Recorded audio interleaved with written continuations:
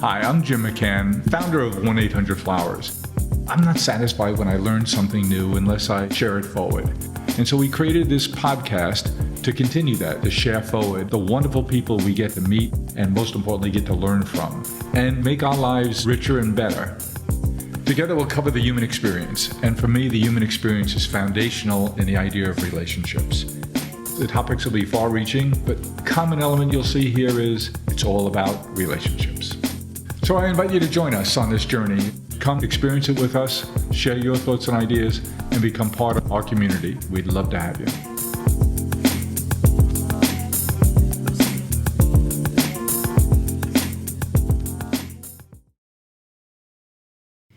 As the U.S. stands on the brink of a potential recession, many Americans are trying to figure out how best to save money and plan for the future. Geoff Beattie knows the importance of financial planning and growth. Starting his career as a successful lawyer in Toronto, Geoff spent many years in the profession before transitioning to a career in wealth management. Currently a well-respected business leader in Canada and abroad, Geoff is the chairman of Relay Ventures and CEO of Generation Capital. So who better to advise in maintaining and generating more wealth? In this episode, Geoff shares forward his experience as a financial planner and expert on the global economy here on Celebrations Chatter. Things that are big in the news today. In a couple of weeks, we have a closing deadline for a company called Twitter. We have the Delaware Chancery Courts. What's your prediction about what will happen there? Well, it's interesting because when the deal was done, I don't think anyone was focusing on this, but it shows you, when the deal closes, it looks like it's going to close in a very different environment. I think the most interesting story now is depending on where the $13 billion underwritten piece of debt on this deal gets placed in the market. The banks have the pricing flexibility to clear, and you could find Mr. Musk with $24 billion worth of equity and a deal that's in the hands of distressed debt holders that are going to loan to own Twitter at some point. The question is, at what point does he end up taking out that debt, or at what point do they end up taking out his equity? That's why that game looked very buccaneering at one end. But The only people that can really afford to play it are, people that I might categorize as having a lot of extra money. Yeah, indeed. It really is interesting to see how that'll play out. When they put the bid in and went and got the so-called staple financing on Wall Street, this is why duration risk in anything you do is, look at the SPAC market compared to the first day it opened to the last day it closed, and what the world thought about it and how the world dealt with it. I think that's a classic example where, you have to go with the analysis that you understand from hard work and say above average or more than a 50% of the time, this is going to end badly. That doesn't mean a whole bunch of things aren't going to go really well before then. And it's only a question if you have an appetite for playing with that timing. And duration risk, as you mentioned, is under-considered. I wonder how can the banks who, quote unquote, underwrote that debt, how can they really raise that debt now? Are they going to chow on it? I think, and I don't know this, and I'm talking a little bit off the top of my head, but I suspect but it's a pretty informed top of head. But I think they probably have some flex in the underwriting that they can. I doubt they underwrote a specific rate. They probably underwrote a spread. What looked like it might have been investment grade at one point may end up being distressed debt. And as you know, it'll be a completely different set of buyers. But there's lots of people out. There's lots of people out there that'll see the opportunity and value in it. And that's when where you are in the cap table really matters. Yeah. And, we keep learning the same lessons sort of over and over again on this stuff. The problem, and this goes back to my point of us trying to discipline ourselves to ground ourselves in reality, things like duration risk and things like future interest rates, they're impossible to predict. But in order to do deals, sometimes people will trick themselves into thinking they can predict those things, and they don't put enough of a discount on the possibility of changing circumstances and can get completely offside. Yeah, what could go wrong? Yeah, no, exactly. I was saying to someone earlier is every time I've ever put a currency or an interest rate hedge on, I've learned so much about what I don't know about markets. Well, let me ask your opinion about this. I was watching recently, several people sent me the clip of Professor Jeremy Siegel from the Wharton School at the University of Pennsylvania, who I just find to be an amazingly insightful and thoughtful and historically conscious man. And he bellowed that there is one thing in the U.S. that causes inflation, one thing, and that is government printing and spending too much money. He certainly seems to have been proven right once again on that. So your thoughts on where we are in the cycle? It seems to me that everyone gets the joke now, domestically and internationally. That is, deficits don't matter. You can spend whatever you want. Leave office as a hero, leave it for the next guy, and someday the music stops and one of those next guys finds himself without a chair. What do you think about Jeremy Siegel's point of view? Where are we in the inflation cycle? And clearly that's something you spend a lot of time thinking about in terms of preserving wealth and growing wealth. I agree 100% with him, and I think he absolutely has to be right. Having said that, that's sort of the starting point to the discussion. Because, we all know, going back to biblical times, that supply and demand eventually works its way through the market very efficiently. And in, years past, it's been more transparent, perhaps easier to manage and actually have visibility to. The problem that we have now is that you can get yourself, locked up in a lot of analysis that takes you down some rabbit holes around supply and demand dynamics, especially when you start thinking about money supply, consumer credit, on balance sheet, off balance sheet, funded, unfunded, contingent, real liabilities in the system, and how people are going to act and behave. But I think what we're seeing is that demand shocks need to be stimulated because the belief in incurring debt as on the U.S. economy, it's a simple principle, which is if you can generate more growth for every dollar you borrow, then to our point earlier in this discussion, you've got a positive spread, and that's a good thing. So if X amount of dollars can produce X times 2% of growth in the economy, then that'll all take care of itself.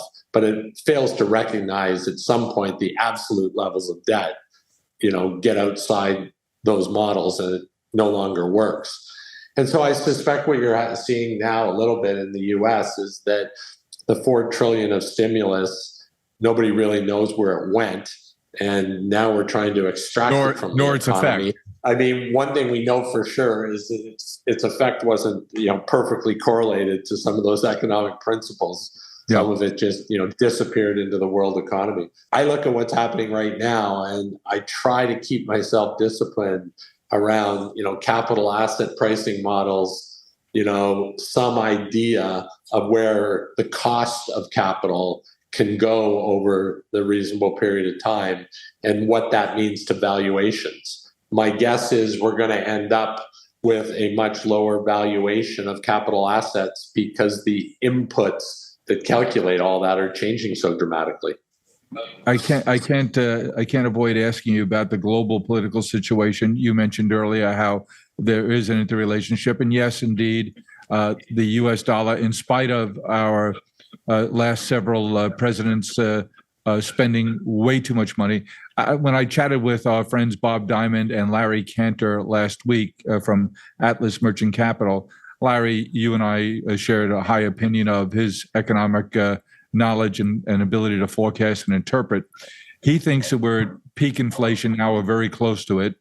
He said, yes, that the Fed did save the world in the spring of 2020 when the COVID pandemic broke out by being the backstop and providing all that liquidity. My interpretation of his comments was that he thinks the stimulus was enormous, and now with the benefit of hindsight, far in excess of what the economy could and should tolerate. And therefore, the Fed was reluctant. The combination of Fed and congressional action caused us to put way too much money out there. And so, yes, they saved the world, but no, they're not doing the right thing in terms of being quick to say the patient was saved. Let's get them back on a regular regimen now. And now we're dealing with how do we squeeze those $5 trillion of excess capital out of the system. I think the fact of the matter is it's very hard to know because it's too complex and too difficult to measure at a point in time. I think a lot of what we end up falling back on is our confidence in our institutions and our economic forces to sort of self-correct these things over time. On a geopolitical and a global basis, I find it interesting right now where the flavor of the day with business leaders and political leaders is that, we need sort of an economic NATO where the democratic countries of the world who believe in rule of law and principles around, capitalism and things that we've in the past relied on, that we all need to come together and, help each other to create this global coalition and not engage in activities with governments and countries that are working against us all the time. And I guess I sort of say to myself, there's nothing new about that. And the only thing that kind of strayed us off the course over the last 20 years was probably greed and opportunity. I don't think anybody ever went out and sort of said, hey, it's time to start investing heavily in countries that are going to be rogue nations in 20 years. It was more, it was capitalism.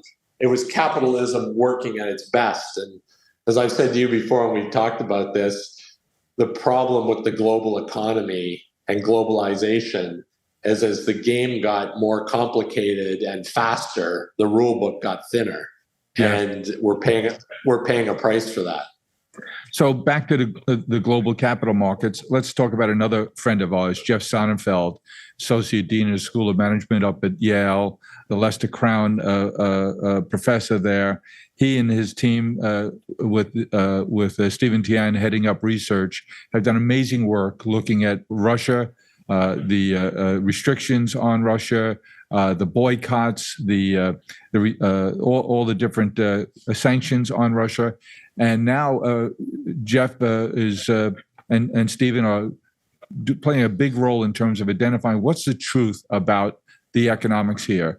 The Russian information campaigns would have you believe that they're doing just fine, that their currency is solid. All these companies leaving, all these people leaving has had no impact on their economy, and they're doing just fine. Thanks, the sanctions are having no effect.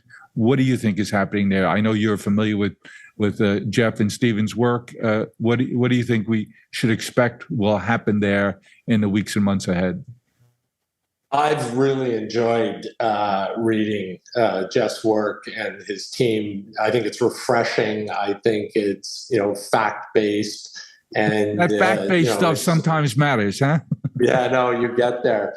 On a macro level, I believe everything that Jeff and his team are saying and more, and that is because oftentimes we get caught up in not being able to decipher, as they say, between signal and noise.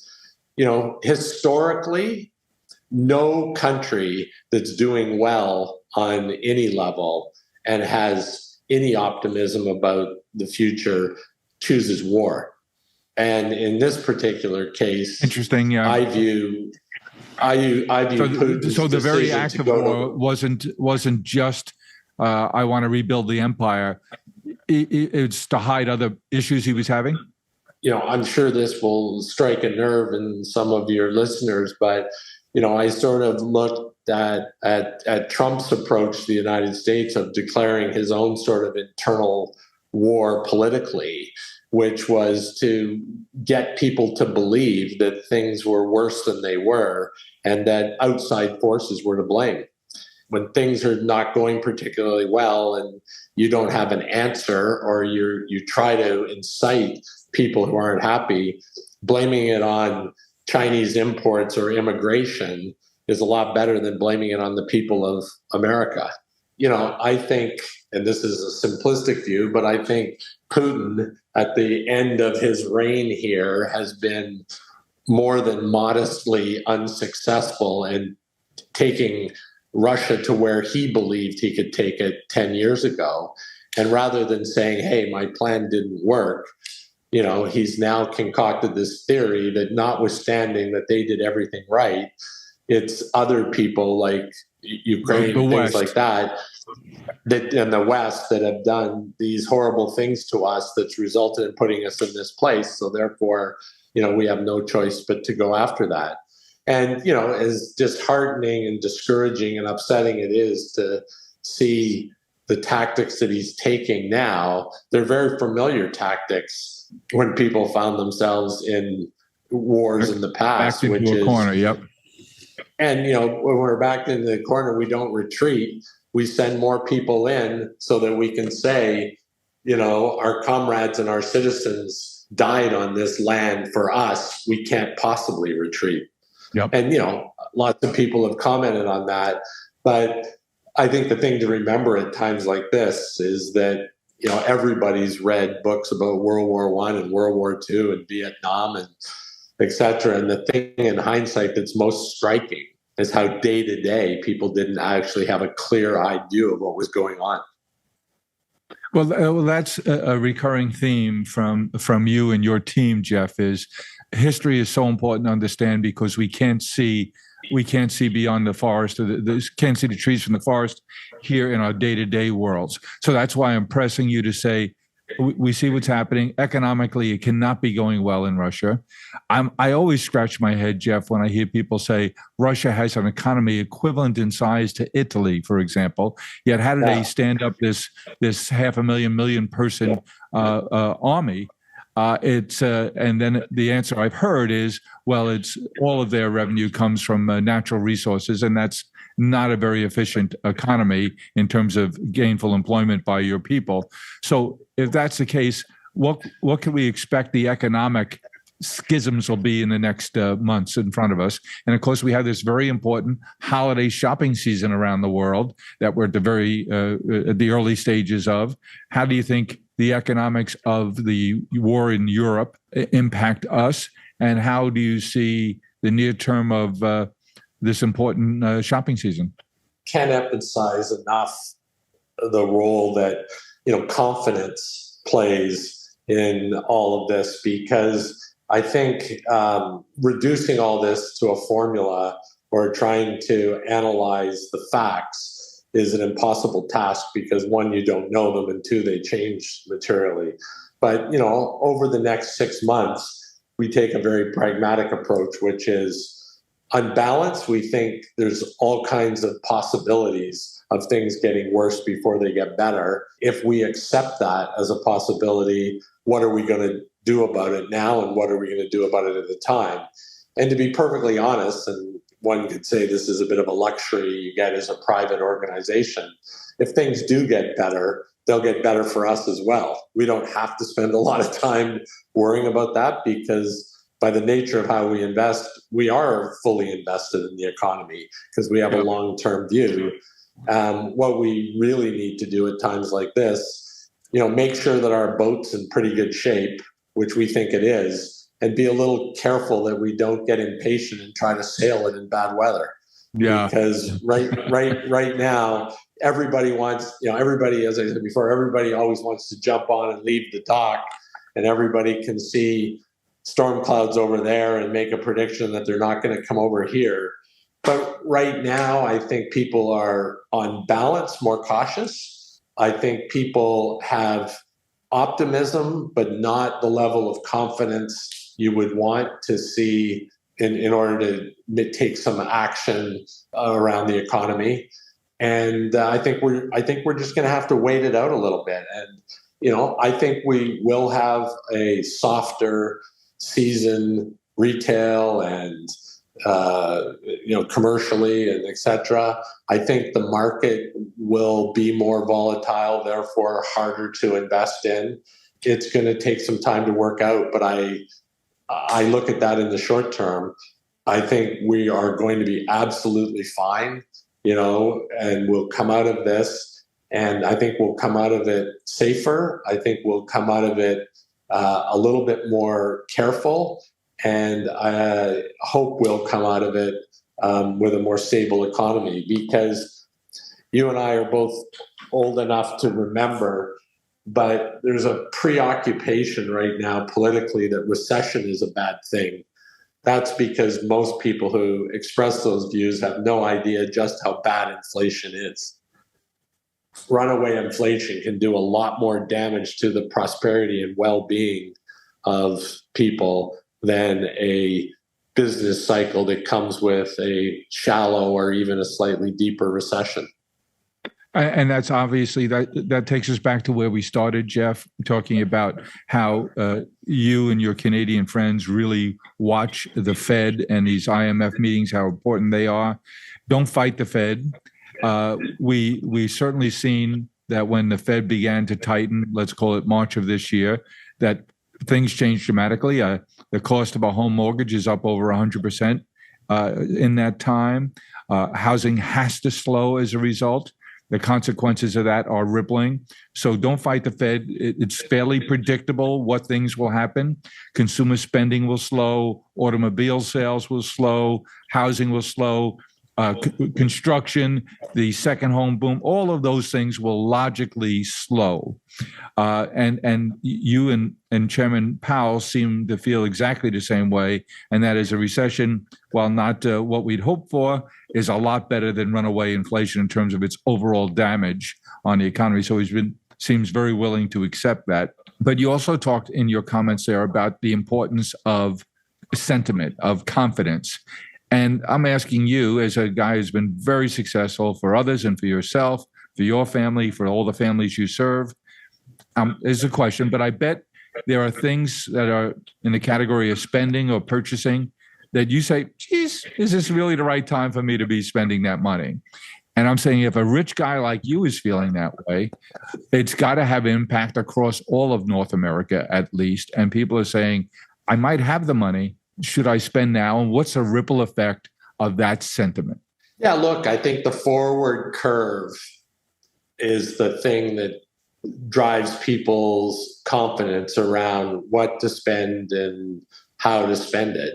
And I think right now the forward curve is arcing, towards potentially, more difficult and in a world where an asset bubble of sorts is going to get popped. And I don't think people, necessarily, there's always been capital in the world and people have always spent money, but I think we're going to enter into a thing where there's going to be a lot more focus on valuation and value. And right now, I think people think that if I can buy things in the future at better prices and they're more valuable than I can today, perhaps I will sit it out for a while. And I think that's at work. And the last thing I'd like to ask you, Geoff, is as you work with families that have achieved a certain level of wealth and independence, obviously your work isn't just around their finances. What's going on in their lives is important to you, what their thoughts are for the future, where they are generationally, age-wise, all of those things can play. What kind of role does generation capital play in the lives of the families that entrust their assets and their financial guidance to you? How do you think about your role in the more personal parts of their lives and how that impacts their agenda from an asset growth and maintenance point of view? Absolutely. Look, as I said earlier on, I've been very lucky to be able to work in an environment where my values fit with the culture of the organization. It's been said that, the purpose of wealth is to improve the human condition. And that works across the spectrum. Investing in businesses that employ people, that build families, and help drive the economy is a worthy pursuit of in humankind. But so is contributing to the community. So is working to ensure that we have governments that are taking on those roles and responsibilities that make society better. And times when the government isn't doing that as effectively, people with great wealth have an opportunity to make social investments that can continue to improve the lives of individuals, but also communities and the country. And my optimism comes from the fact that if we stare at the news wire every day, you can get your compass can kind of bend around a little bit. But we're very fortunate to, be engaged in so many aspects of, the Canadian and the U.S. and even to a certain extent the world economy.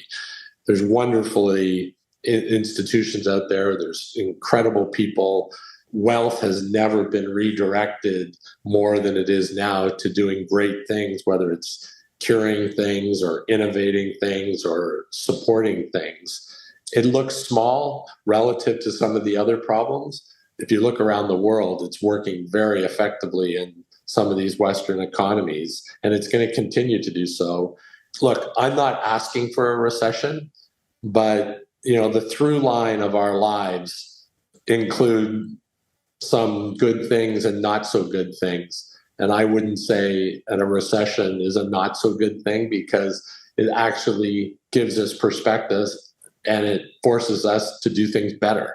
And the reset button. Yeah, and I think it's very healthy. The problem, of course, is nobody has their hand on the tiller to the point to say this is just the right amount of recession. And you also socially worry that in a recession, there will be much bigger losers on parts of the economy that deserve it the least. And we need to figure out how to protect some of that as we go through it. For sure. Well, that's a good and sober note to end on, Geoff. You're one of the guys I like to go to catch good perspective, usually historical perspective, and a little dose of attitude. So thanks for sharing your thoughts with us. The people you get to work with are fortunate to get you and your team to help them think through these very, very important issues and to provide that perspective that it's easy to sit here and say, never fight the Fed, but what does that mean? There's going to be ripples, and how do we handle that? And to have you and your team be able to help the families you work with make those decisions through those tumultuous times must be extremely comforting to them. So there's no secret to why you and your team have been so successful. Well, thank you. And look, it's been a privilege to be able to speak to you for an hour. And I look forward again to any time we get a chance to chat about this. And given that we've kind of marked this moment in time with this discussion, it'll be fun to look back in a year and, see whether we had our feet on the ground. And indeed we will. Thanks, Geoff. Great. Terrific. Thanks, Jim. Well, I hope you enjoyed what you heard, and I know I'll be sharing it forward. I hope you get to as well. Let's keep the conversation going. Follow me along on Twitter at Jim1800Flowers and on LinkedIn at Jim McCann. Hope to talk to you soon. Thank you for listening to Celebrations Chatter. You can join our community by reaching out at chatter@celebrations.com. And while you're at it, tell us what topics you'd like us to explore here on the Celebrations Chatter podcast. Thank you for listening, and don't forget to share it forward.